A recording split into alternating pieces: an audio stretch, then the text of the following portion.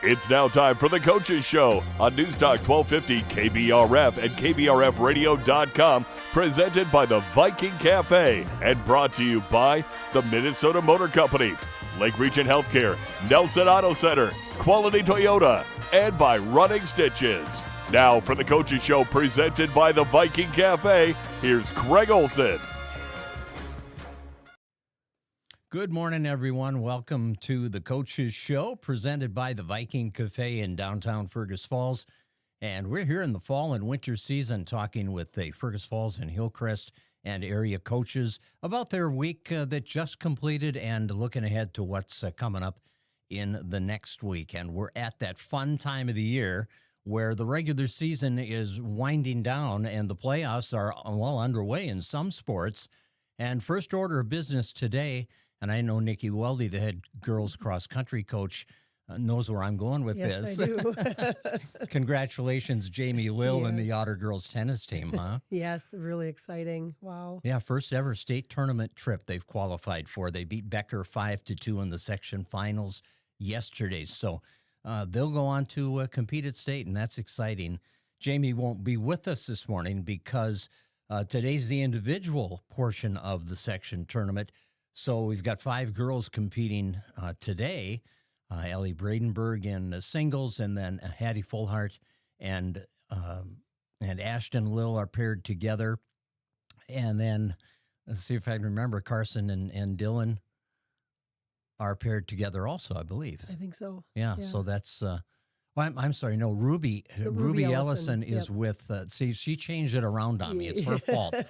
Ruby is paired with Ashton. Yes. And Hattie is paired with Carson. Or with Dylan. With Dylan, yeah. Right. Yep. Yeah, that's right. Keeping all those Lils straight is a challenge for an old broadcaster, I'm telling you. But, and you've been able to work with Carson on the cross-country side. Yes, so, and Allie. Yes. And Allie, yes. So we have right. vested interest in that success. That's exciting. Yeah. It is exciting. So Yes. Congratulations, Jamie, and Otter girls tennis team. Before we continue with cross country, all this housekeeping stuff, you can text Viking, the keyword Viking, to 321-1926, and we give away a $25 gift certificate from the Viking every Saturday morning during the show. So that's Viking to 321-1926. And then before our last interview of the morning, we will select a winner from those people who have qualified. Well, as I mentioned, Nikki Weldy is here to talk about the Otter cross-country team. And you had meet over in Perham this week. The Yellow Jackets host their annual event. There were a lot of people at that event, Nikki, over 500 runners at all different levels. Yeah, 20-some teams, and they have a youth race, which we really appreciate because it's a good season ender for our youth runners, and we brought them with us, and it was busy. It's a busy meet. A lot of people packed in that park. Now that's kind of a unique course too, isn't it? Yeah, it's at a park. It's not at a golf course, and it's at Arvik Park, and it's flat as can be, and so it's not a golf course, so it hasn't been sprinkled with water all year, and so the surface is a really hard, fast surface.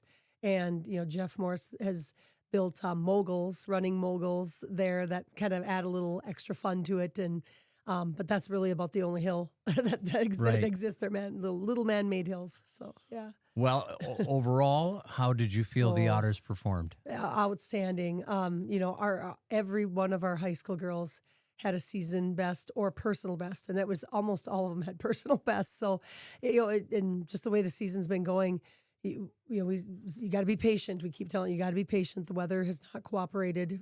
Heat does not cooperate with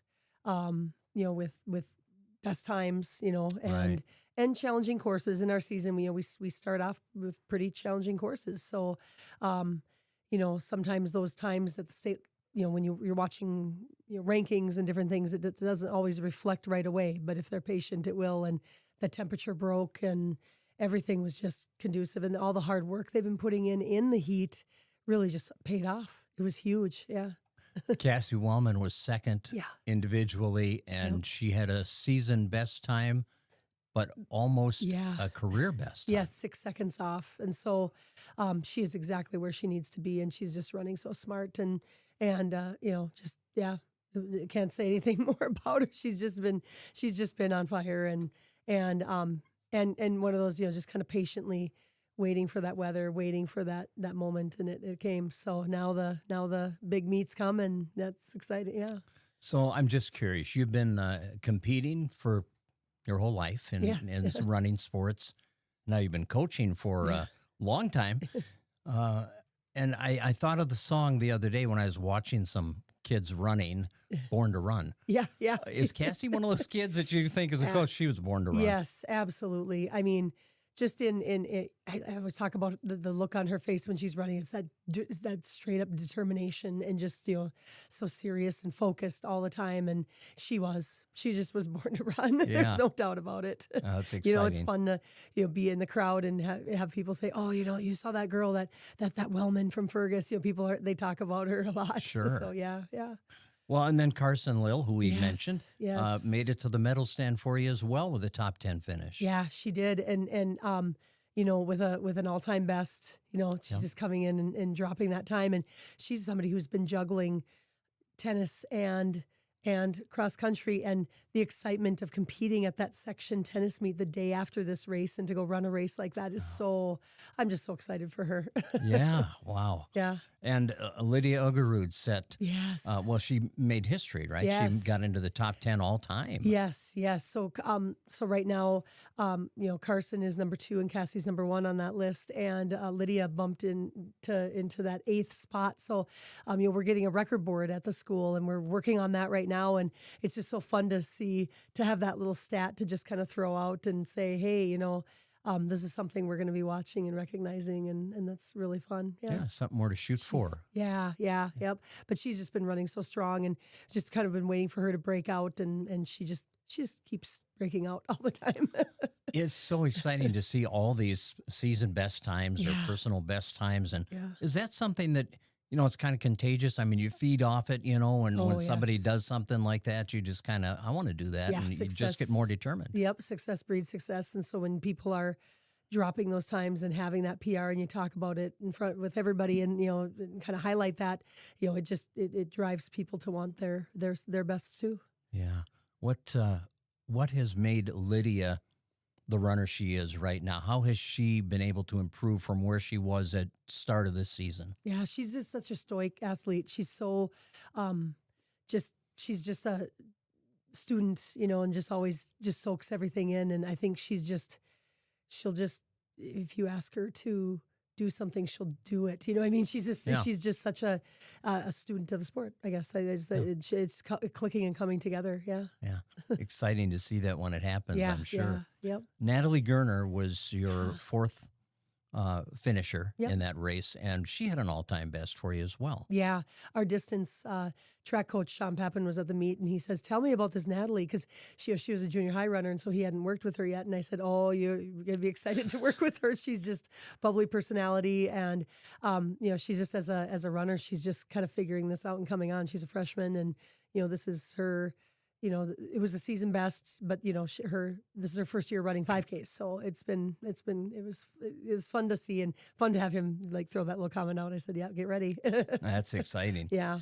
Allie Bradenberg is the other tennis player that's running also, and I don't know how the girls do it. Doing one sport is a challenge, but to put in the time to not only do both sports, but excel in both sports says a lot about what they're made of. Yes, absolutely. And Allie ran an excellent race. The thing we've noticed with her is she's been feeling the weight of the heat of the fall. We didn't get any breaks at any of our meets. So when we did get her at a meet, it was pretty oppressive. And a lot of times she was coming off of a tennis, playing tennis, in aggressive, matches and everything the day before. And so just to see her fresh and feeling good, that had to be exciting going into that section meet the next day. Oh, man. Yeah. And she was your 5th scorer. And she ran just an excellent race, right where we needed her to do. So, yeah. Some pretty competitive team competition at Perham. Yes. Oh, yes. Yeah. I mean, everybody that we needed to see was there. And, yeah. and finished mid-pack and where we have been, but with people creeping up and those times creeping up, I'm looking forward to conference and section meet. Yeah. More on that in a second, but rounding out your varsity team that day, Violet McCann and Olivia Ronovic, and they've both been pretty consistently contributing at that varsity level, and I know Violet especially has contributed a lot of points this season for you too. Yes, she has.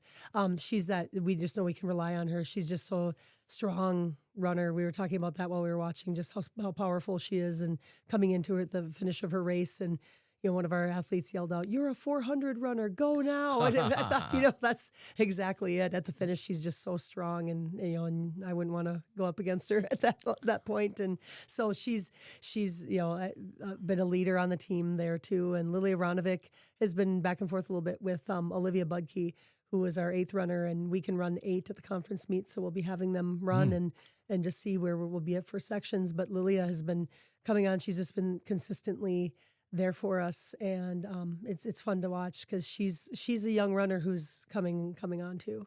Yeah. And of course, you had a lot of opportunities for JV and junior high runners too at that meet. Yeah.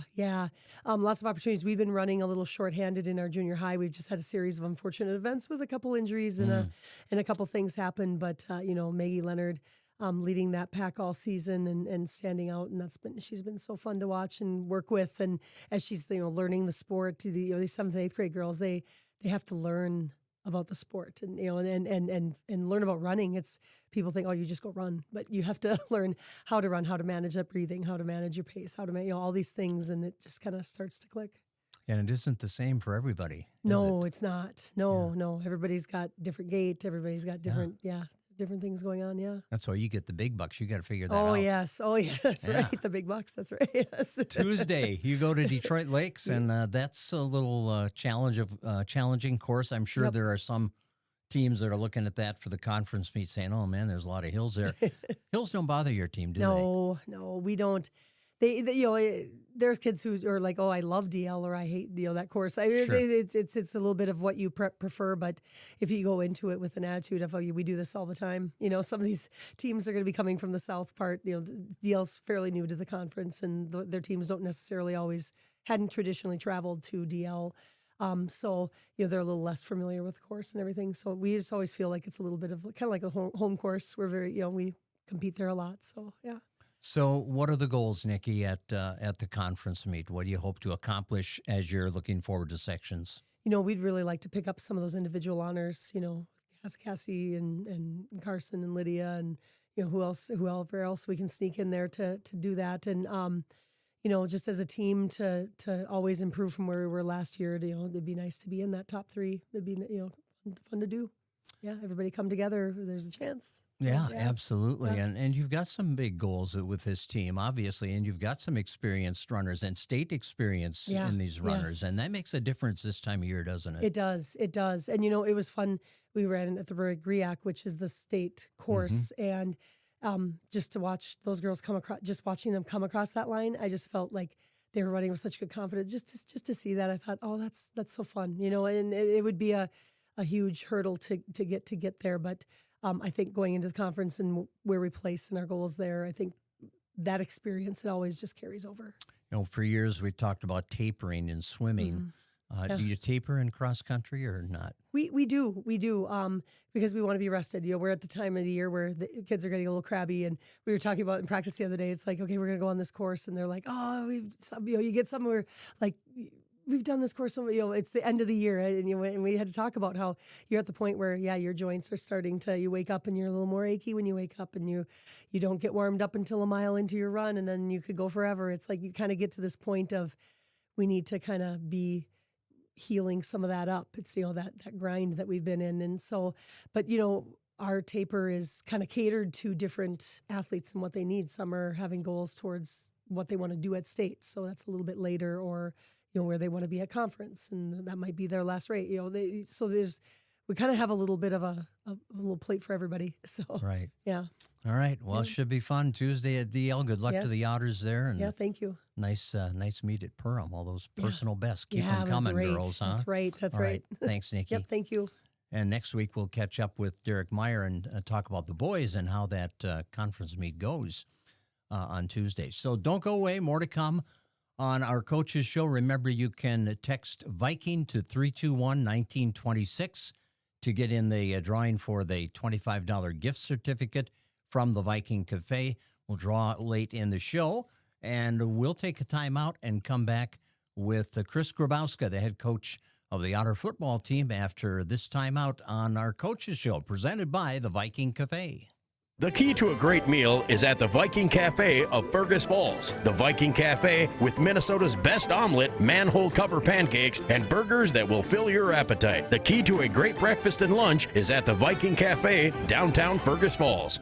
If you love trucks, this ad is for you. At Minnesota Motor Company in Fergus Falls, you can save up to $12,000 on select Chevy Silverado trucks, or take advantage of 0% APR for 3 years. Prefer leasing? Lease a Chevy Silverado for as low as $299 per month. Contact the sales team at Minnesota Motor Company for details. Chevy, together, let's drive.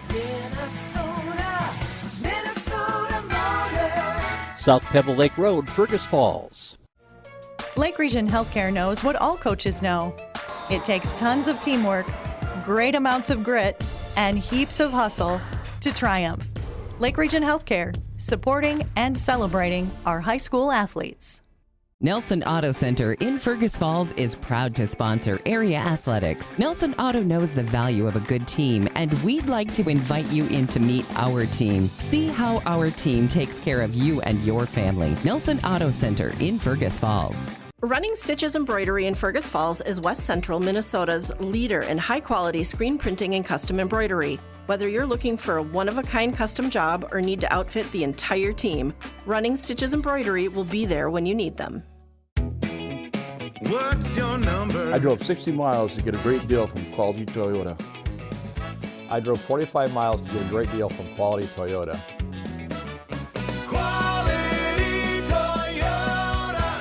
The key to a great meal is at the Viking Cafe of Fergus Falls. The Viking Cafe with Minnesota's best omelet, manhole cover pancakes, and burgers that will fill your appetite. The key to a great breakfast and lunch is at the Viking Cafe, downtown Fergus Falls. Welcome back to the program. Derek Sidian's running the controls today, so he makes it happen here behind the scenes, and we welcome the coaches every Saturday morning. And before we get too far here with Coach Grabowska, I just want to mention the Bison play today, 2:30 on AM 1250, KBRF News Talk 1250. They play Southern Illinois today. And we also have college volleyball, the Spartans against Minnesota West. Jason Retzloff will be calling that at noon today on Channel 977 FM. And we welcome Chris Grabowska, the head coach of the Otter football team. The Otters had a tough one last night against a very good team, a 27-14 loss to the Marshall Tigers. I think Mark Johnson last night, Chris, was talking about during the game what a slugfest it was, and it seemed like you guys were taking punches, giving them punches, and both were kind of bouncing back, and it was a very entertaining game, I think, for the fans, just a frustrating ending. Yeah, Marshall's a great team. They're ranked number 2 in the state for a reason. It was a slugfest.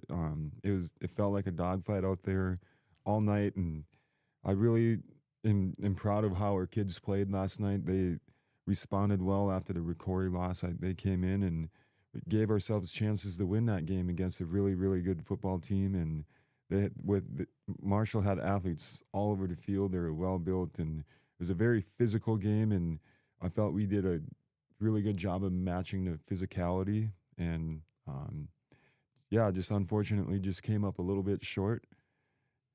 We'd like to for sure have that one, but I think I'm just really proud of how our kids played hard and responded, and just a couple plays here and there. If they go our way, it could have been easily have been a different outcome. The ball bounces so strangely in football, obviously, and last night you started out by picking off a pass. You got the possession right away after they tried to move downfield, and Micah Johnson, I think, had the interception. Mm-hmm. And then they held you, and their defense was pretty tough. Obviously, you got them with a couple of big plays, but they on the punt situation deep in your own territory, things turned the wrong direction for you in that case. And, this has been a part of your game where you've been really solid most of the year. Your special teams, you haven't given teams much room for hope when your special teams are out there. But just a situation where they didn't connect with the snap and the punter, and all of a sudden they've got the ball on the 1 yard line. Yeah, that's just unfortunate, but these kids you got to remember that they're 16, 17, 18 years old. They're going to make mistakes, and I don't blame them for that, but I feel like at the same time, on the other hand, the last couple of weeks we've made a few mistakes on special teams, and if moving forward, we just got to get better and clean that up, and which I think our kids are going to do, and they respond well to the coaching and correcting mistakes. So we'll go to the drawing board and get that fixed up. Well, and the thing that you already mentioned too is the way you bounce back. You give up that turnover and a touchdown, all of a sudden you're behind 7-0 to a good team. But you answered. You got the touchdown, and what a connection.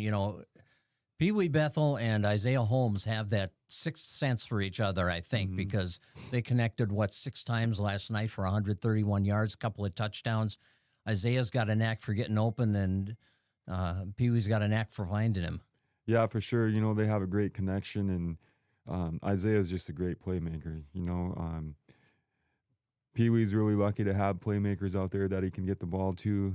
Being a sophomore quarterback, that really helps that you have those options, different options. If they want to focus on somebody else, they're going to have Isaiah, or if they focus on Isaiah, he's going to have other options as well. So, I thought Isaiah did a great job in a big game and big moments. He made plays for us, and credit to Pee Wee for getting him the ball. And, those two definitely gave us a chance to win last night.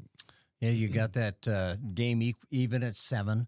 And then Andrew Stelter scored the go-ahead touchdown to make it 14-7. He was a tough runner. He ran for over 100 yards, scored all 4 of their touchdowns.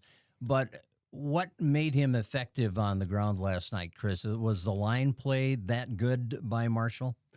Well, I thought our defense did a really good job of shutting down their, what Marshall loves to do. Like, we made them go deep in the playbook, and we made them they actually spread it out and ran the ball on us, and that's kind of where he scored his 2 long touchdowns for sure. And the one we gave him the short field, and right. So our defense had a great game plan, and they executed it well, and they spread the ball out, and we made them do different things. So I have to tip my hat to Marshall. They found out they couldn't do some things, and so they did something different and answered. So, but yeah, he's a good-looking back. He runs hard. I give him credit. He's a good running back, and we just have to give them credit where credit is due. And they played a great game, and so did we. I love to hear a coach say that, because a lot of times you're just blaming yourself for not getting it done and maybe not giving the other team the credit they deserve. But Marshall, as you said, they deserved it last night. They made their adjustments. They responded when they had to, and did the job, shut you down a couple times defensively in crucial situations. Yep. When the game is on the line on this play, boy, whoever wins this play is going to be in a really good spot. Yep. And, of course, I'm thinking of the 4th and 3 or whatever it was inside the 5-yard line when you're trying to move in and get the game even again. But their defense came up and responded. And, boy, that real estate down there near the goal line, that's awfully tough to move the ball. It is, and, you just everything gets condensed and packed in, it's just hard to – you have to execute at a high level to score inside the, let's just say, the 20-yard line. For sure, it's just – the teams can tighten up and take certain things away, and Marshall certainly did that again last night. And we'd like to have a play back there, but that's the way the chips fall sometimes. We just have to live with it and move on and get ready for the next game.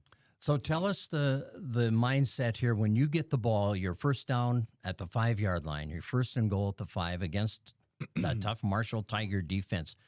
Do you already know in your head the way you're going to script out these plays, or are you making adjustments as you see the personnel they have out there in that situation?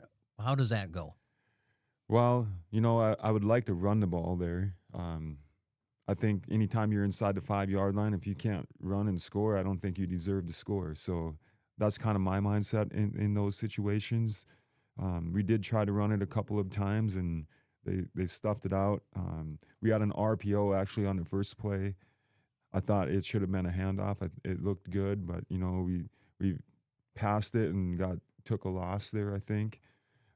So now you're backed up a little bit, so that changes your thinking a little bit. Like, okay, now we got to go 5 yards instead of 2 or 3 yards. So against a really good defense, right? So you're thinking, well, maybe you can hit a slant or a quick pass or a quick hitter. We did try to run again with a little counter, but yeah, I mean, Marshall just had answers for everything, it seemed like last night, and but our offense, I thought, played really well for most of the game. And of course, there was a situation where you had the pass in the end zone. Could have been a flag. Most people I've talked to who saw the game saw the play. If you look on the KBRF feed, looks like there was some contact there. You certainly thought so. Yeah, it's not one of my proudest moments for sure as a coach, but I mean, yeah, there is contact. Let's just call it what it is. Yeah. But everybody's human. They make mistakes. There's nothing we can do about it now. We got to move on. But at the same time, on the other hand, it would have been an automatic first down. It would have been another fourth down play. So you're not really like giving us a score. Right. So you still have to earn it. So I think in those kind of situations, you definitely like to see, like, okay, let's if when in doubt, if it's close, let's make that call and let the kids decide on the next play what happens. Right. Yeah, it's a tough one to handle for sure when you're in a tight game like that, and then you have the situation where, okay, now guys, we got to forget about that, and we got to stop them and get the ball back, and that's not easy to do sometimes either when you've had that happen where you've had a negative situation out there that doesn't go your way, and all of a sudden you're down a little bit, you're not as focused, and they're behind you. Yeah, after that, we did a good job as a defense. We got off the field. We got the ball back, Yep. and we weren't able to we moved the ball a little bit on offense, and then we kind of got we got a couple maybe a penalty Yep. that put us behind the chains, and so that's always hard against a good defense when you get behind the chains after a penalty, and changes their play calling again, and they know we have to pass, and they're kind of teeing off on us, and their D-line was really good last night. They were moving around, and they even took our rollout away a little bit, and so yeah, it was tough yards to get, and when you're taking penalties, it's even tougher. Yeah. Well, they executed their defensive game plan. They knew they had to limit what Bewey could do on the rollout and not let him get around and do some damage with his legs. And you just, like you said, tip your hat to him. And I was going to ask you back to the second touchdown, the 71-yard touchdown, the quick hitter there. What was the route that Isaiah ran on that? Oh, it's just a little seam route. It's an RPO read, and so on that particular play where we got the run going to the same side, so it draws the linebacker up, and so we got a little window right before he gets to the safety where we can hit that seam route with Isaiah. So great execution on that play. So that's just one we don't run very often, but we have in the back of our pocket. Yeah. So. And then Isaiah turned the Jets on. He's shown the last 3-4 games that he's got that game breaking speed, and he can run away from people. So, like to see that. He's pretty good. Mm-hmm. Yeah. You got a little more healthy last night too. Isaac Mock was back for you. I think last week or 2 weeks ago you got Parker Tilke back. Do you feel like you're getting more healthy, or are we seeing some other injuries crop up? Yeah, it's definitely nice to have guys like Isaac Mock back, especially when you're thin on the O-line and D-line. So he helped tremendously last night. He's just such a natural defensive end. He reads well. He gets down the line well. And, so it was nice to have him back in the game. And we were able to play him just on one side of the ball. Give him hopefully one more week here. He can go back and play both sides a little bit.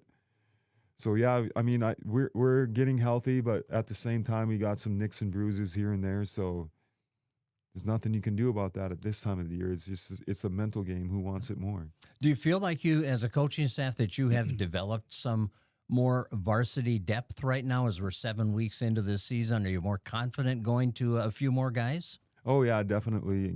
Especially on the defensive side of the ball, we've worked some of those youngers. We got a couple sophomores that we would be okay going with for a few plays if we needed to. And so some of those guys are stepping up and definitely getting better. And you had I had you down for, Mark had you for 333 yards of offense, and you held them to 219. Defensively, you did a pretty nice job figuring out what they were doing and limiting what the damage they did do, with the exception of those two big runs. Yeah, you take away those two big runs and the turnover on the punt. Yep. It definitely feels like it could have been a different ball game. And then if we score inside the 5 there, could have easily been like a 21-7 game, or it feels like. So we're right there. We're really close, and this week we're just going to work on turning the corner and getting better and putting those games away. I just had the thought that felt like it was headed to overtime last night. The way you guys were answering each other, and just it seemed like an overtime was coming. But we didn't get there. But. Nope. Yeah, it's just unfortunate, but yeah. Like I said, we're so close. We're so close, right. Being among that top elite in 4A. So we just got to keep working, move on, go back to the grinding wheel, and get better. Well, and you want to challenge. You want to play teams like Marshall. Yeah. That's what I told the boys last night in the huddle. We could have played some easy cake team, and we could have got the win by blowing somebody out. But these are the kind of games where iron sharpens iron, and we get better because of these types of games, even though it didn't go our way. But yeah, it's good to always play good competition like that, because it pays off dividends in the long run. Quick turnaround. Wednesday, play at St. Cloud Tech, so not a lot of time to prepare, but it's okay, right? Kids don't mind that. Yeah, I think at this time of the year, kids just want to play games. Practices can get kind of long sometimes, and we got to be ready to go to Tech. And we've had a few road games under our belts already, and I feel like there's some things we got to clean up on the road, and with our mindset and our preparation, and we just gotta. That's what we're gonna focus on with these short weeks. Just kind of do what we do. But just kind of, what kind of business we got to take care of on the road, and so we're focused, ready to go, able to execute during the game, and so those are the kinds of things we'll work on this week to get ready for Tech. Win that game, and you're number 1 seed too. Yep. Win that game, we're for sure the number 1 seed in our section, so that means we'd host a semifinal game, and if we win that game, we'd host the section final too. So that would be pretty fun. Liking that. All right. We'll hope for the best. Keep everybody healthy, Chris. Yeah, okay. Thank you. Thank you. Chris Grabowska, head coach of the Otter football team, joining us this morning on the Coaches Show. We'll return with more after this timeout. The Coaches Show presented by the Viking Cafe. The key to a great meal is at the Viking Cafe of Fergus Falls. The Viking Cafe, with Minnesota's best omelet, manhole cover pancakes, and burgers that will fill your appetite. The key to a great breakfast and lunch is at the Viking Cafe, downtown Fergus Falls. If you love trucks, this ad is for you. At Minnesota Motor Company in Fergus Falls, you can save up to $12,000 on select Chevy Silverado trucks, or take advantage of 0% APR for 3 years. Prefer leasing? Lease a Chevy Silverado for as low as $299 per month. Contact the sales team at Minnesota Motor Company for details. Chevy, together, let's drive. Minnesota Motor. South Pebble Lake Road, Fergus Falls. Lake Region Healthcare knows what all coaches know. It takes tons of teamwork, great amounts of grit, and heaps of hustle to triumph. Lake Region Healthcare, supporting and celebrating our high school athletes. Nelson Auto Center in Fergus Falls is proud to sponsor area athletics. Nelson Auto knows the value of a good team, and we'd like to invite you in to meet our team. See how our team takes care of you and your family. Nelson Auto Center in Fergus Falls. Running Stitches Embroidery in Fergus Falls is West Central Minnesota's leader in high-quality screen printing and custom embroidery. Whether you're looking for a one-of-a-kind custom job or need to outfit the entire team, Running Stitches Embroidery will be there when you need them. What's your number? I drove 60 miles to get a great deal from Quality Toyota. I drove 45 miles to get a great deal from Quality Toyota. Quality Toyota. The key to a great meal is at the Viking Cafe of Fergus Falls. The Viking Cafe with Minnesota's best omelet, manhole cover pancakes, and burgers that will fill your appetite. The key to a great breakfast and lunch is at the Viking Cafe, downtown Fergus Falls.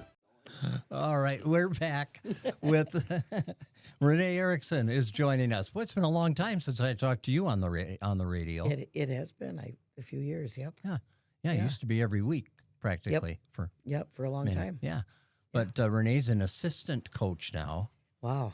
Yeah, with Sabrina Noon. Yep.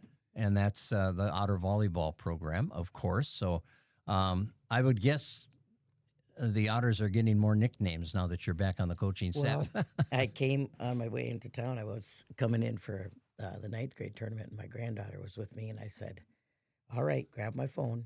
We got to write real names down. We got to write we got to write real names down, so when I go talk to Craig, I don't call them all by their nicknames. I love it. That's fun. Yeah. So I'm sure you've enjoyed it, and what a fun year the Otters have had. It's been beyond my expectations of coming back. Of course, it's in a different role, but it's just great. It's great to be part of the program again, and they are. It's such a tough deal because they're sitting at 500, right around 500, but they're above a 500 team. Just trying to find a way to close that door. They are definitely a better than 500 team. Well, that speaks to the competition that you face because that Central Lakes Conference. Well, this was Cardinal Week. Yeah. And Wilmer and Alexandria are two very good teams. Yeah, and there really hasn't been, just from my experience over all the years, there really hasn't been a team, with the exception of maybe a couple, that you aren't battling with point for point every night that you play. It's a tough conference. It's a tough section. Yep. It's just volleyball right now is just exploded, and good volleyball is just out there everywhere. Yep.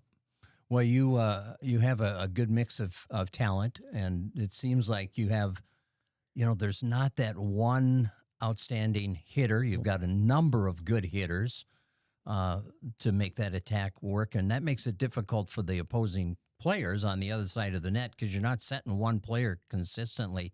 But what makes this team good in that area, Renee, the hitting area? Well, what do you have a varied attack? Well, It's very similar to what you just said. We can kind of go anywhere on any given night. A lot of it depends on what we see on the other side of the net. Where's their big block? What does their defense look like? How do they set up? But we have a variety of kids to go to. And I think how it works is that there's just not really any selfishness. We play against a lot of teams where it's one hitter. Right. 2 hitters. You're zoning in. You're honing in on those kids. They're good. They know where to put the ball. They can figure out your block. But we just have a lot of areas to go to, and we're comfortable with all of them. Mm-hmm. Doesn't happen often. This year just happens to be one of them. Carly Hurst led you against Alexandria with 15 kills. Against Wilmer, Rachel DeBrito had a dozen. Isabel Landberg was right around 8 or 9 in each of those matches. So you're going to have a different leader every night practically. You could have any one of 4 or 5 girls could lead you.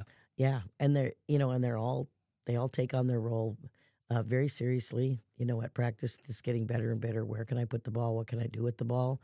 And like I said, it depends on how you match up. When we played against Wilmer, they have a really strong block on the left.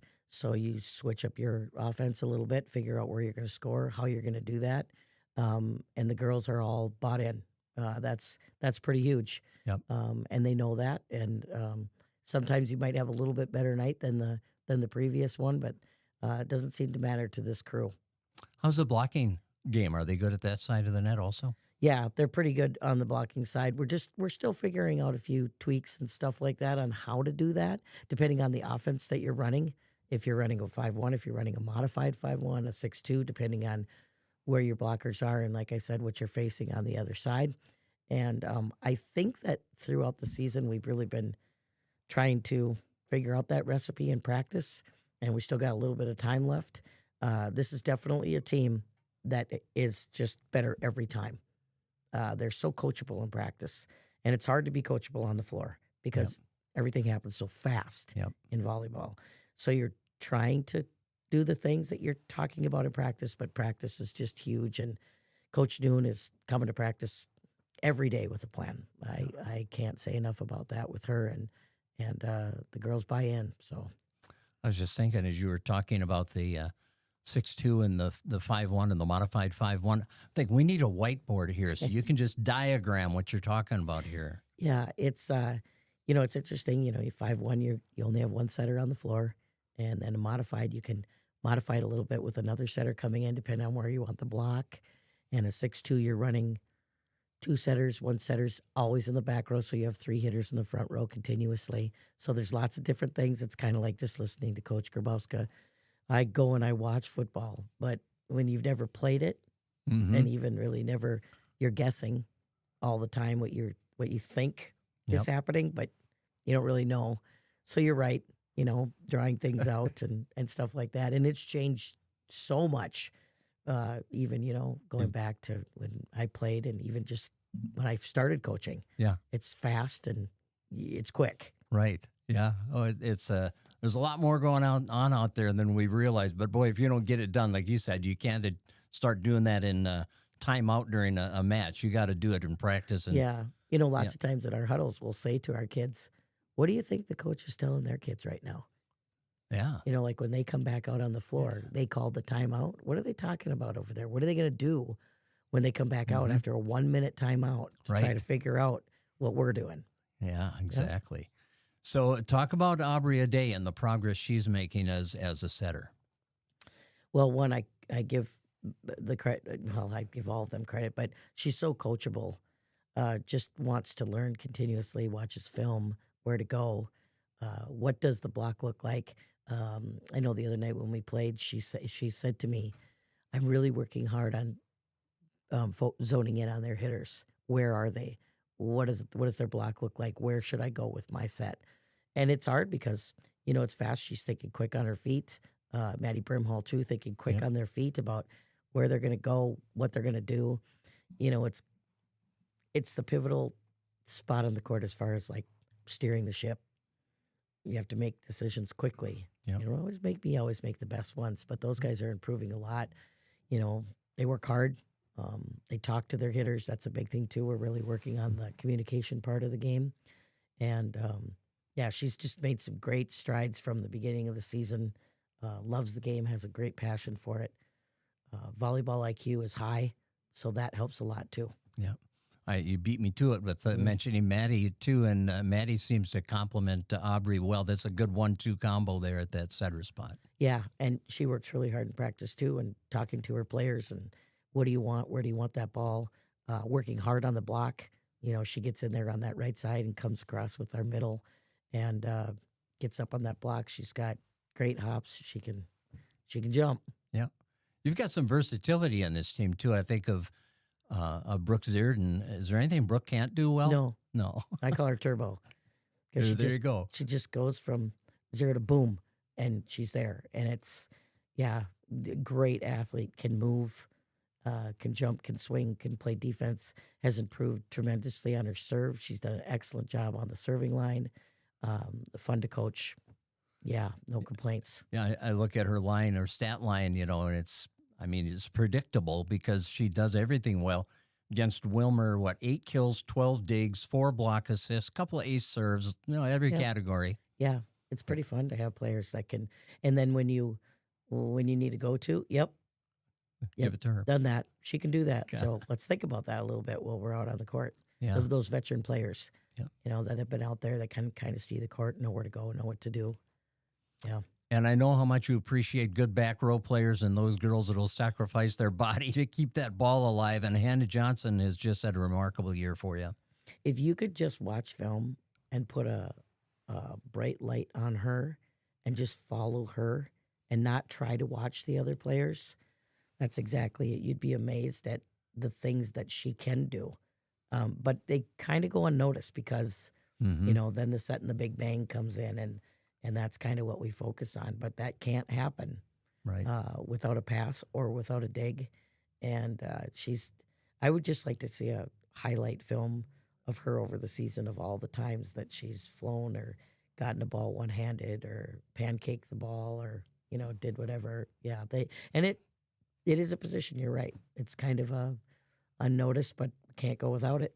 Yeah, and the people that notice it are the setter and the hitter and the coach. Yeah, definitely. And she talks a lot too, which means she's in on every play, so she should. You know, she should talk, and she's got the kids in front of her, the girls in front of her, so she gets to see things, you know, in a much better perspective. So she's talking out there all the time, and that's half the game, in my opinion, as a coach, especially in this game, because you can't win with one unless you have a server that's unbelievable, and that comes around every once in a while. That talking, she comes by it honestly with her dad, Mark, being a pastor and a broadcaster. Yeah, he's so good. Yeah. I just love talking to Mark. I just love Mark, yeah. Yep. Well, Renee, we appreciate your coming in and filling in for Sabrina, but this is a busy week. You've got the Blocktoberfest coming up, right? Well, we do. Well, today we are hosting the Central Lakes 9th grade tournament. So if anybody's looking for some volleyball, we have the 9th grade tournament today. Starts at 9. Goes till, I'm going to say roughly 3, maybe. 8 teams coming in. Tuesday we face Ricori at home. We lost to Ricori at their place, and that's a match that we can win. And we're right with them in our standings. So that would be great. Yep. And then to finish really strong at our home tournament, 14 teams. Wow. Coming in on Thursday of MEA. Big tournament. Really good tournament. Big. And even though I'm saying big teams, small schools, Holly's coming in. Holly's outstanding. Their program this year looked really good, and just lots of others, lots of really great competition. I think if I was a recruiter, I'd spend my day at Fergus Falls on the 18th. There you go. Sounds like a fun day. Yes. Well, good to have you in. Thank you. Yes. As in making your appearance here, you get this nice hat from Running Stitches Embroidery. Well, I love it because I'm a hat. I like know hats. you are. I love to wear caps and stuff like that. So do you wear them backwards like you used to when you were a catcher, or? Every once in a while, I might put my cap on backwards, and then, you know, maybe when I'm trying to be cool, which I'm not, with the kids, but they're nice to me anyway. 6th grade, is that what you teach? 7th and 8th. 7th and 8th now, okay. Every day, never a dull moment. They think you're cool. Well, sometimes. I think they do, Renee. I just can't let them guess what age I am, and then we're okay. Young at heart. Young at heart. That. Yeah. There Thanks we so go. much, Renee. Hey, thanks a lot, Craig. You bet. Good to Thanks see you. behind the scenes, Derek. Appreciate it. Derek's done a good job all day and all year. Yes, he's makes it fantastic. happen. So Yes. he knows more about technology than I can ever hope to know. Me too. Yeah. I don't understand it, but it's I a good don't thing either. we have people like that. Boy, isn't that the truth? Yeah. Yeah. Derek and my grandkids. Okay, we'll take a time out. We'll come back. We're Thank going you. to talk Spartan Golf next. Jason Retzloff's going to be here. And we'll talk about the end of the season for the Spartans, the fall season anyway, as we continue after this time out with our Coaches Show presented by the Viking Cafe. The key to a great meal is at the Viking Cafe of Fergus Falls. The Viking Cafe with Minnesota's best omelet, manhole cover pancakes, and burgers that will fill your appetite. The key to a great breakfast and lunch is at the Viking Cafe, downtown Fergus Falls. If you love trucks, this ad is for you. At Minnesota Motor Company in Fergus Falls, you can save up to $12,000 on select Chevy Silverado trucks, or take advantage of 0% APR for 3 years. Prefer leasing? Lease a Chevy Silverado for as low as $299 per month. Contact the sales team at Minnesota Motor Company for details. Chevy, together, let's drive. Minnesota Motor. South Pebble Lake Road, Fergus Falls. Lake Region Healthcare knows what all coaches know. It takes tons of teamwork, great amounts of grit, and heaps of hustle to triumph. Lake Region Healthcare, supporting and celebrating our high school athletes. Nelson Auto Center in Fergus Falls is proud to sponsor area athletics. Nelson Auto knows the value of a good team, and we'd like to invite you in to meet our team. See how our team takes care of you and your family. Nelson Auto Center in Fergus Falls. Running Stitches Embroidery in Fergus Falls is West Central Minnesota's leader in high-quality screen printing and custom embroidery. Whether you're looking for a one-of-a-kind custom job or need to outfit the entire team, Running Stitches Embroidery will be there when you need them. What's your number? I drove 60 miles to get a great deal from Quality Toyota. I drove 45 miles to get a great deal from Quality Toyota. Quality Toyota. The key to a great meal is at the Viking Cafe of Fergus Falls. The Viking Cafe with Minnesota's best omelet, manhole cover pancakes, and burgers that will fill your appetite. The key to a great breakfast and lunch is at the Viking Cafe, downtown Fergus Falls.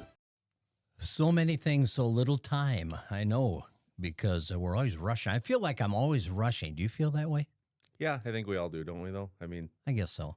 never enough time. How about to scrunch you more for time, how about that baseball game last night? Wow. I came home from after broadcasting the Underwood Hillcrest game, put it on my DVR without knowing, and I was up later, and I really thought it was going to be, yeah. What was it, 15 innings? Yeah, 15 innings. Yeah. Yep. And Seattle wins 3-2, and they're headed into the ALCS opposite the Toronto Blue Jays. Yeah. Who you picking? I guess I hadn't thought about it too much, but Blue Jays seem pretty good right now. They do. But they both got pretty good pitching. I think it'll be a great series, but I'll go with Toronto. They've been playing pretty well. That's who I'm picking too. Yeah. Nationally, we'll find out who plays the Dodgers. Yep.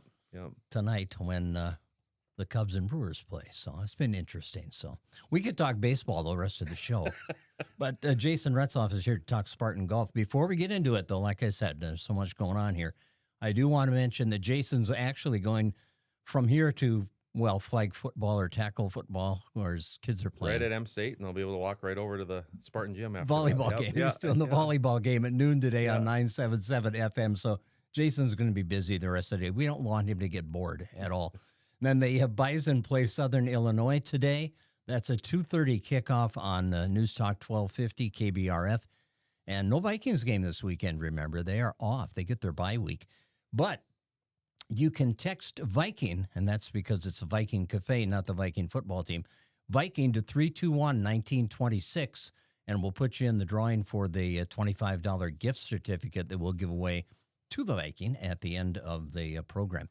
All right, Jason is, of course, the golf coach at M State as well. Now, things have changed at the college golf level over the years as far as your season goes and the way things are determined. You just ended your fall season, right, this last week? We just did. We're at our 3-4 month intermission here now as we finished up our fall season, and we'll not totally pack the clubs away. We have a simulator on campus that the players will get to use and practice on over the course of the winter. But from a competition-wise, practice-wise, we've been practicing for, I think it's almost 7 weeks here at the beginning of school, starting in late August, and then rounding out with our tournament we just had in Hawley that Mayville State hosted. And, so it was a good fall season, and we had a nice final round of the year that we were really happy with. A lot of guys showed improvement throughout the year, and it was a good start, and we feel like we got potential to play well in the spring. You have probably as young and inexperienced a team this year as you have had in your years coaching at M State with a lot of freshmen. And I was thinking about that as I was reading your report on your last tournament. And you just mentioned, 7 weeks of golf. These guys are coming in for their first college experience, whether it's classroom or golf or whatever they're doing, moving away from home for the first time. There's a lot on their plate at the start of the season, and then to try to get right into the golf program and hone their skills out there and compete at that next level. There's a lot going on for those freshmen. Yeah, it's really hard, I think, at all levels, especially your first semester. Golf doesn't start in winter. It doesn't start in spring. You arrive on campus for a new experience, maybe a new place that you're living, new teachers, new friends, and now, okay, you got to play really good golf right now. Right. It's kind of hard, and what is, in my opinion, one of the, if not the ultimate mental game to try to Right. figure out. So yeah, it is our most inexperienced team. We don't have a sophomore for a few fluky reasons. We didn't have some of our players back this past year, so brand new group, and so there were question marks coming in, and we certainly had ups and downs, but man, we had a lot of positive moments out there. We had a lot of players show and flash potential, and I think as they're getting more comfortable, we saw them getting more comfortable as the fall went on. And when we come back, I think they'll be ready to play some pretty good golf. You really improved from day one to day two at the Holly Golf Course.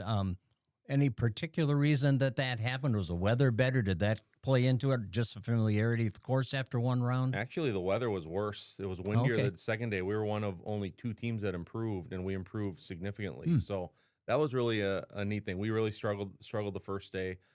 We had one hole where the wind was, I won't get into the details, but we struggled one hole with balls going out of bounds and the wind blowing a particular direction. And it was a grind, but day 2 really bounced back. We had 2 of our players, Brant Barron and Kellen Murray, had their low rounds of the fall, and played much more consistently, probably a little more smart after seeing the whole course.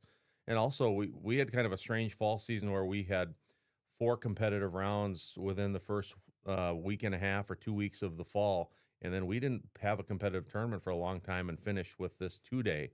And we did do our own fun Spartan Cup in that 3-week span where we didn't 3-4 week span where we didn't have any tournaments to try to simulate some tournament pressure, and so that was good. But we hadn't played in a competitive round for a while, so I think our youth and that was a factor. And then once we got our legs under us, really played nicely on the second day. And of course, we're an inexperienced team, and not only we're not going against junior colleges in these tournaments, we're going against all 4-year colleges in these local tournaments. So you combine that with going up against great players. I was pretty pleased, especially with the second day, how it went. Well, and I was really impressed with the consistency from player to player. You had 3 of your 4 guys finished with a 2-day total of 171. Yep. So they're kind of, competing against each other.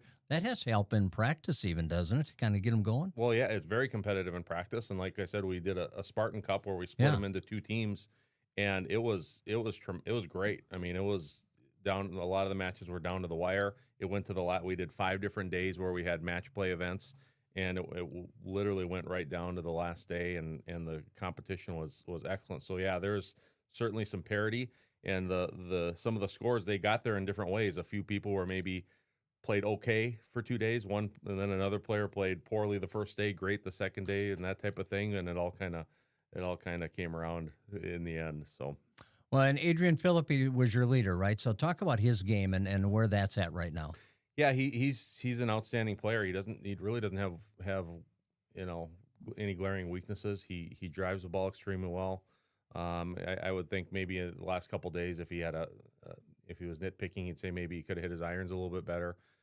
Great putter. Got to see him roll in about a 30-foot putt for a par on the first hole of the day on day 2, and he's been just solid, rock solid, and consistent for us all year long. I think he maybe had 1 round in the mid 80s, but everything else has been around, 75 to 80, 81 after that. So he's just been really consistent. He's mentally strong, which obviously you need in golf, and has really even keel when he has a tough hole. He doesn't let it overwhelm him or get him off track mentally. He just hangs in there.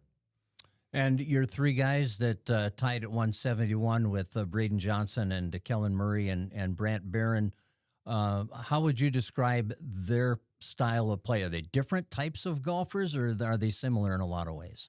Yeah, they certainly have some differences. The way they think their way around the golf course, kind of their temperament at times, and not in a negative way at all. Just we have a few that are maybe a little bit more excitable, but they all like Brant was great. He had his low round in his college career on Thursday with a 79. So that was really exciting. Kellen Murray is from Montana, and he's adjusting to a whole new area, and it was fun to see him round out the season. And then Braden Johnson, you mentioned, on his last hole on Thursday was a downwind par 4, and he knocked it to 10 feet, which was kind of cool to have that. Didn't have a 10-foot eagle, but he missed it, but made his birdie. And So those guys well, and then mentioned Thor Ewan as well. Thor didn't have as he struggled a little bit the last 2 days, but man, he has been very solid for us. One of our players who's had around in the 70s as well, and is another player that just a joy to be around every day in practice as well too. And Sawyer Strumlin rounds out your team, right? Yep. Sawyer also from Lake of the Woods, and he had a tough day one this week, but really came back and improved on day two. Another player just trying to get as much experience at the college level as we can, but been a good group of guys to be around for sure. And you have one Spartan lady golfer too. Yep, Amara Newberg from Wadena, and she kind of stayed with the theme that our guys did, where she struggled on day one and really played a lot better, improved by 11 shots on day two. And what I like about Amara, she loves the game, and she wants to practice and wants to. I had a dose of that when I got to coach Leah Soidara about really loving the game and wanting the game. It's a different level, obviously, but Amara really enjoys the game, and it's fun to have someone that wants to be coached and wants to practice and wants to get out on the course, and she certainly does that. And because of that, I anticipate she's going to keep improving quite a bit. And speaking of Leah, she was a runner-up in the women's tournament at this event. She was, yep. Did great as always. Whenever I'm out and we have the same tournament as Leah, I always try to sneak out for a hole or two every once in a while to sneak out and go watch her play. Of course, I swung by and she missed the green and had a tough downhill chip, and she got up and in. So I appreciate her giving me some entertainment. Like there you that. go. Yeah. You knew she'd get it done. Yep, exactly. Yep. So what do we look for in the spring, Jason? What does that look like when you get back out on the course? Yeah, well, we never know. We never really put a schedule together ahead of time because the weather is just so hard to predict. We will highly likely have a 2-day tournament in Bismarck when we come back. We'll try to host something, and then we have our national qualifier, which will be either in late April or early May. And it's the second year we've done it. We did it last year, and we're used to the fall finish where we qualify in the fall, but it is what it is. We'll be going in the spring, so we just hope for good weather that allows us to get on the course. It'd be nice to have a month before we have to play in the national qualifier. Yeah, but we'll see. We just don't know. We're just going to have to be ready for whatever happens and see where it goes. But we'll certainly get some practicing over the winter in the simulator and get the team together that way. Well, thank goodness for that simulator, huh? That's awesome. It's tremendous. Players love it, and it changed the way we were able to practice during the winter time, and much more sharp coming out of the gates in the spring for sure.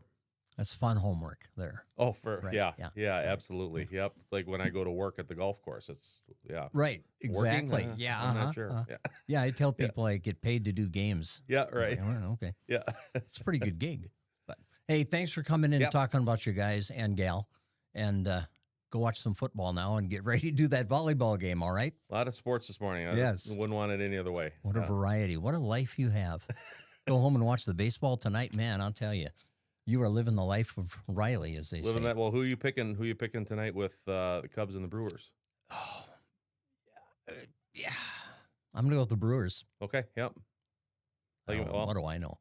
Yeah, and I don't even know who's pitching, but no, it'll be great. And it's kind of a fun game when they're hour and a half away from each other too. Imanaga for the Cubs and kind of a TBA bullpen game, maybe. Okay. Yeah. Okay. That's our baseball update. We'll take a timeout. We'll come back. And, we're going to talk soccer, after the timeout. Soccer and then Comet football. And we'll do that to wrap up the show. In the meantime, text the word Viking to 321-1926 for your chance to win a $25 gift certificate. We'll name the winner after our next interview, which comes up after this timeout on the Coaches Show, brought to you by the Viking Cafe. The key to a great meal is at the Viking Cafe of Fergus Falls. The Viking Cafe with Minnesota's best omelet, manhole cover pancakes, and burgers that will fill your appetite. The key to a great breakfast and lunch is at the Viking Cafe, downtown Fergus Falls. If you love trucks, this ad is for you. At Minnesota Motor Company in Fergus Falls, you can save up to $12,000 on select Chevy Silverado trucks, or take advantage of 0% APR for 3 years. Prefer leasing? Lease a Chevy Silverado for as low as $299 per month. Contact the sales team at Minnesota Motor Company for details. Chevy, together, let's drive. Minnesota South Pebble Lake Road, Fergus Falls. Lake Region Healthcare knows what all coaches know. It takes tons of teamwork, great amounts of grit, and heaps of hustle to triumph. Lake Region Healthcare, supporting and celebrating our high school athletes. Nelson Auto Center in Fergus Falls is proud to sponsor area athletics. Nelson Auto knows the value of a good team, and we'd like to invite you in to meet our team. See how our team takes care of you and your family. Nelson Auto Center in Fergus Falls. Running Stitches Embroidery in Fergus Falls is West Central Minnesota's leader in high-quality screen printing and custom embroidery. Whether you're looking for a one-of-a-kind custom job or need to outfit the entire team, Running Stitches Embroidery will be there when you need them. What's your number? I drove 60 miles to get a great deal from Quality Toyota. I drove 45 miles to get a great deal from Quality Toyota. Quality Toyota. The key to a great meal is at the Viking Cafe of Fergus Falls. The Viking Cafe with Minnesota's best omelet, manhole cover pancakes, and burgers that will fill your appetite. The key to a great breakfast and lunch is at the Viking Cafe, downtown Fergus Falls. Welcome back to the show. Joel Heikus is here. Welcome, Joel. Thank you. Head coach of the Otter boys soccer team. And unfortunately for the Otters, the season ended on Wednesday with the playoff loss to Wilmer on the road. And you knew it was to be a competitive postseason. You've had some really competitive games this year with a lot of teams in your section, in your conference. And that was Wilmer's day, and they got off to a good start, right? Built a 3-0 lead. They did, yeah. And that was a bit of a coin toss game. The wind was a major factor down there, and we lost the coin toss, which was a little bit of a bummer. But I mean, not the end of the world. But yeah, they came out, snuck an unfortunate goal in about 6 minutes into the game. And it was defended well. It was just one of those where I think Prishman got a foot on it, and it was really well, but the ball just bounced, unfortunately, back to them. And so then you start out 1-0, and that's fine. The guys still, they were in it. And then they got another one a little bit later, but we still had some energy. But it's hard when you're playing into that wind.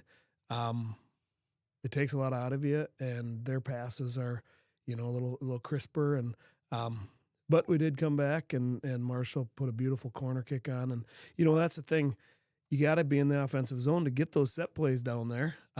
But Marshall put a good ball on, and we're kind of splitting that one. It's really Marshall's goal, but Matthew Toole was in the right spot, and they gave the goal to him at the game, but didn't actually hit his head. It actually went off one of the Wilmer defenders.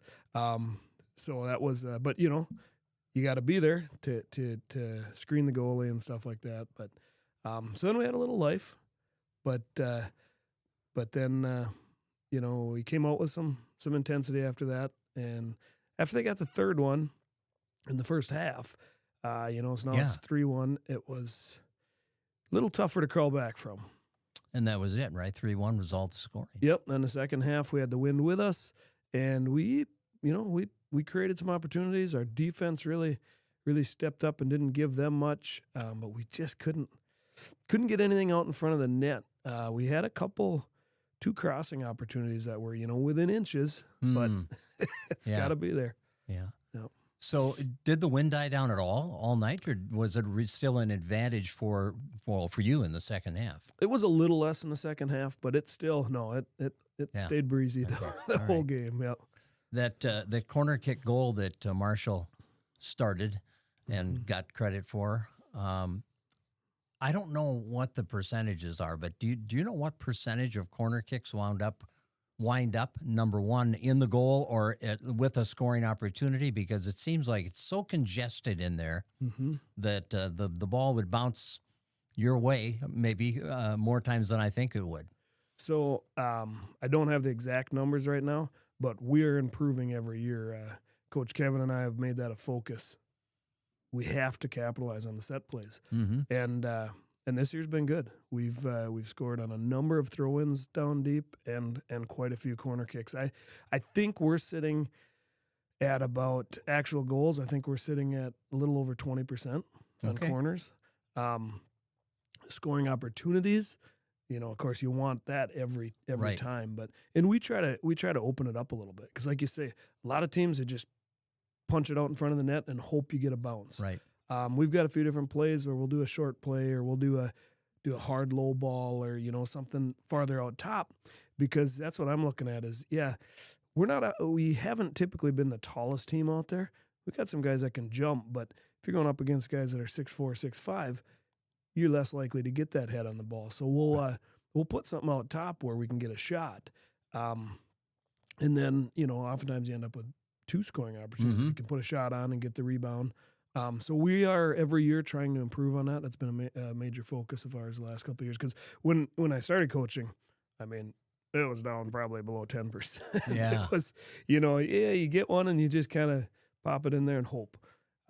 We're trying to design some plays that, and it's working. That makes sense. We're getting better all the time. Yeah, I like that. And then your throw-in opportunities when you're down near the goal also. And have you ever had anyone better than Quinn Wynn Sheldon at the throw-ins in that situation?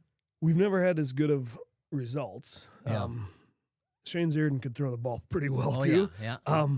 But yeah, we've had really good results with Quinn, and luckily coming up, Josh Horgan can put that ball out there, and we've got a couple guys coming up, and that's something we're gonna also focus on as coaches in the future, is trying to always find that who has kind of the knack for that, because that can be a huge benefit, and all the way from our defensive zone all the way up, because we every one of those stoppages, if you maintain possession, that's increasing your scoring opportunities. It's saving the legs on your guys. They're not having to run to everything. And we've done a good job of moving the ball down the field with throw-ins as well. So sounds like a good strategy to me. Well, I hope so. Yeah. How about your seniors? You every year you say goodbye to a group of guys that you've been working with. In your case, for many years now, you've been in the program, and it's never easy to see those guys leave the program that they've given so much to. But you're missing some good seniors after this year. Absolutely, yeah. A lot of those guys I coached since U12, U10. So it's a long time, but yeah. Quinn Wynn Sheldon, Drew Johnson, Matt Toole, Aiden Godwin, and Alec Prishman. Heavy on the defense. Yeah. We got losing a senior keeper, of course. That's big shoes to fill. And then Aiden and Prishman back there, Quinn Wynn and Prishman back there on defense. They've been starting D for 3 years, really. So yeah, that's some big shoes to fill. And like you say, every year it's a little different. Last year we lost pretty much all offense. Right. This year we're losing mostly defense. Drew and Matthew have been good up top, and they've scored a number of goals between the two of them this year as well. But that defense is going to be a key to fill. Good thing though, we have some really strong defense coming up. So yeah, we're, as the program continues to grow, our numbers keep getting better, and that helps, because we can plug pieces where they fit the best, and it's a nice option to have. Do you pull a couple of those younger defensemen aside here at this time of year and say, hey, you know what? There's a couple of holes that we're going to need to fill next year, and I'm counting on you to fill it, so make sure you're working hard to get to that point? Yeah, the last couple practices we focused on that some, saying, hey, guys, here's what's leaving. As we practice, let's learn from them, and you got to understand your role, what it's going to look like next year. So yeah. Well, overall, what would you say about the season for the Otters? Overall, it was really a good season. I felt, like I say, we have a fairly tough section now, and we always have a tough conference. Yep. And with the exception maybe of the Tech game, we were in every single game. Mm-hmm. 1 goal to 3 goals, but even this last Wilmer loss, ball bounces different direction a couple times, and we win that thing. So it was it was really a good, fun season. A lot of positivity. The team worked together well and had, I thought, pretty good chemistry. So it was, the guys left it all out there and worked hard. They have nothing to hang their heads about. We lost to a very good Wilmer team. I expect they're going to they're going to go a long way. I mean, they have a shot at winning our section for sure. So, yeah, it was overall a good season. Big game in your former section today. Hillcrest and Pelican play over at Danielson Field this afternoon. Who do you like in that one, Joel? Put you on the spot. That's a tough one because when we played Pelican, obviously we lost to Hillcrest. We beat Pelican, but when we played Pelican, we played a good game, and they were missing Irvin, which is another kid I've coached and a good player. I'd have to give the edge probably to Hillcrest. Sorry, they have a little more speed up top, and if they're playing their game, they're gonna probably pass a little better and stay a little calmer. Pelican can get pretty excited, sure, and that can affect their ball control. Yeah. So I would expect Hillcrest will stand tall, but you never know. Pretty much anytime us or Hillcrest or Pelican get out on the turf or get out on the pitch, it's always a dogfight. Yep. 1-0, 2-1. Yep. A lot of shootouts. Shootouts, you bet. Yeah, so that'll be fun. All right. It'll be a good game. Yep. All right. Joel, thanks so much. Great season. Thanks for coming in every other week to talk about your guys. Well, thank you, Craig, and thanks for all you do, keeping the Craig Olson sports and this is we love the way you support our team. So thanks a lot. Appreciate that. Thanks, Joel. Yep. Joel Heikus, the head coach of the Otter Boys soccer team. We're going to wrap up the show with Corey Fry talking Hillcrest football. But first, we'll take time out. When we come back, we'll give away that $25 Viking gift certificate. So stay tuned for that, too, as our Coaches Show, presented by the Viking Cafe, continues. The key to a great meal is at the Viking Cafe of Fergus Falls. The Viking Cafe with Minnesota's best omelet, manhole cover pancakes, and burgers that will fill your appetite. The key to a great breakfast and lunch is at the Viking Cafe, downtown Fergus Falls. If you love trucks, this ad is for you. At Minnesota Motor Company in Fergus Falls, you can save up to $12,000 on select Chevy Silverado trucks or take advantage of 0% APR for 3 years. Prefer leasing? Lease a Chevy Silverado for as low as $299 per month. Contact the sales team at Minnesota Motor Company for details. Chevy, together, let's drive. Minnesota Motor. South Pebble Lake Road, Fergus Falls. Lake Region Healthcare knows what all coaches know. It takes tons of teamwork, great amounts of grit, and heaps of hustle to triumph. Lake Region Healthcare, supporting and celebrating our high school athletes. Nelson Auto Center in Fergus Falls is proud to sponsor area athletics. Nelson Auto knows the value of a good team, and we'd like to invite you in to meet our team. See how our team takes care of you and your family. Nelson Auto Center in Fergus Falls. Running Stitches Embroidery in Fergus Falls is West Central Minnesota's leader in high-quality screen printing and custom embroidery. Whether you're looking for a one-of-a-kind custom job or need to outfit the entire team, Running Stitches Embroidery will be there when you need them. What's your number? I drove 60 miles to get a great deal from Quality Toyota. I drove 45 miles to get a great deal from Quality Toyota. Quality Toyota. The key to a great meal is at the Viking Cafe of Fergus Falls. The Viking Cafe with Minnesota's best omelet, manhole cover pancakes, and burgers that will fill your appetite. The key to a great breakfast and lunch is at the Viking Cafe, downtown Fergus Falls. Welcome back, and congratulations to Marty Fredrickson, who wins the $25 gift certificate to the Viking Cafe.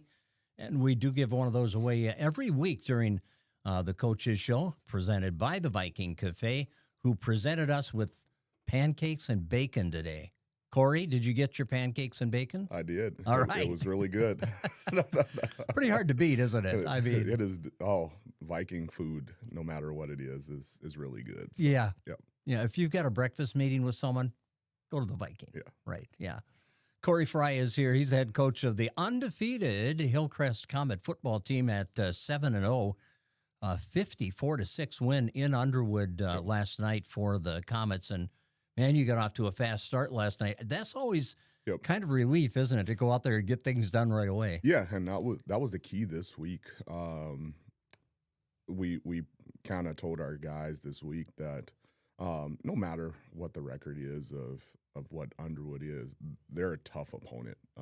They're well coached, a team that always catches you off guard with something, and so we just told our guys we have to get off to a fast start and allow them to have to play catch up, and we were able to do that pretty quick in the game, which kind of helped us kind of secure the win. Well, and you had 469 yards of offense. Yep. Running the ball effectively, passing the ball effectively. Ethan Swedberg was a big part of that, but he has a lot of great complementary players around him that really make your offense go. Yeah, and it's been a journey to that. Just through trial and error a little bit. So having a lot of guys on the outside to spread the ball to. Maverick Peterson really is coming into his own. He's one of those guys that really can take the top off the defense with his speed. Sean Berge, who's in his first year coming out, really is an X factor for us. Everywhere on the field he steps offensively. You have kind of like what we call our big utility guy and Drew Fisher, who does everything. He'll line up in the backfield, slot, out wide, and then Isaac Bliskowski is kind of our main possession guy, but he's also another guy that can really stretch the field. So, so Ethan has a lot of targets to be able to kind of pick and choose where to go. So where did Sean Berge get most of his catches? I mean, he caught 6 passes last night, had 150-some yards receiving. Where are you targeting him? Where do you like to target him? Well, this week we really wanted to kind of stretch the field a little bit. We felt that up until this point this year, we really haven't thrown the ball downfield. Most of the time it's kind of just underneath here, underneath there, a crosser here or there. But this week we really wanted to try to stretch the field. And so Sean Berge had 2 really long catches. I think both of them were over 40 yards. That really kind of just opened the game up a little bit. And, of course, you have to have pass protection for Ethan, but he's also very good at rolling out and making decisions. Do I run? Is there open field position here, or do I throw the ball on the run? How is he at making those determinations? The stats would say he's pretty good. Yeah, and that's one of those things I think that has come with trial and error that I was talking about earlier. Ethan has a lot of football games under his belt. Just thinking, it felt like just yesterday he was coming in as a freshman, playing and getting snaps and everything, and then really taking over the reins as a sophomore. And so I think he's gotten a chance to really understand where he knows he needs to throw the football, but he also knows when he doesn't see things, he has a great equalizer in his legs. And so we have a lot of design runs in there, but we also have a lot of stuff that just says, Ethan, go be Ethan. Yeah, so, Yep. You know, you hear in this game, and you've played it at the college level and coached it for many years, you hear people say the game has slowed down for him. He's gotten real comfortable with the speed of the game. Is that a good example of what's happened to Ethan? Yep, and that's where it comes from, just getting all those football games in.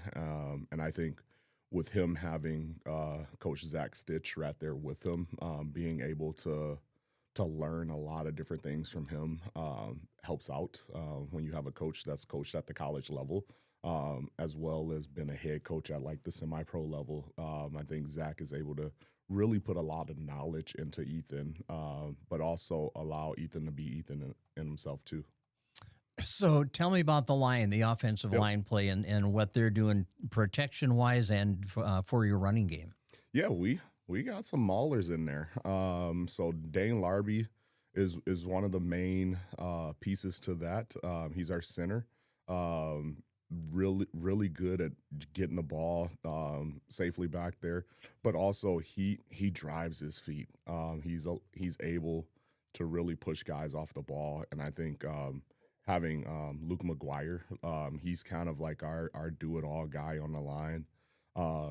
He's a grinder, what we as football coach call He's one of those guys that really wants to get in the trenches, get dirty, and play the game. And then we have Xander Knutson, who is another one of those guys that he understands the game. He plays it the right way. He drives his feet, and he's really good at identifying blitzes and different things. And so each one of those guys have like their own niche at what we do in our offensive line that really helps things out to balance it out. And then you add Griffin House there as the tight end. He's one of those guys that he loves to hit. I think most coaches out there loves a guy that's able to do that.